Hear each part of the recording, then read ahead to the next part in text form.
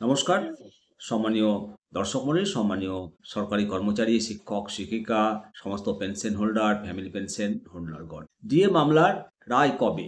১২ গেল, ১৩ গেল, অবশেষে জানা গেল ডিএ মামলার রায় বিষ বাও জলে। হ্যাঁ, গতকাল ১২ই নভেম্বর, আজকে ১৩ই নভেম্বর মাননীয় বিচারপতি সঞ্জয় কারোল এবং মাননীয় বিচারপতি পি.কে. মিশ্রের বেঞ্চ থাকলেও ডিএ মামলার সাপ্লিমেন্টারি কজ লিস্টে ডিএ মামলার ঘোষণার কোনো বার্তা নেই।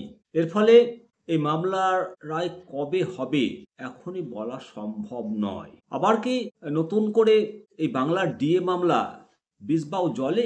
কবে চূড়ান্ত শুনানি হবে, কবে ফলাফল হবে, এর উত্তর কারো জানা নেই।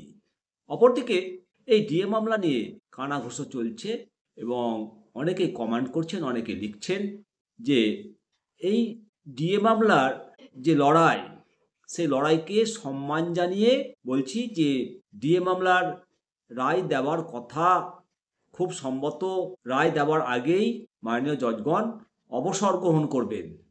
ওনারা আবার নতুন জজ, নতুন বেঞ্চ গঠন করবেন, তারপর বলবেন এই মামলা সম্পর্কে আবার শোনা দরকার, আবার নতুন করে শুনানি হোক।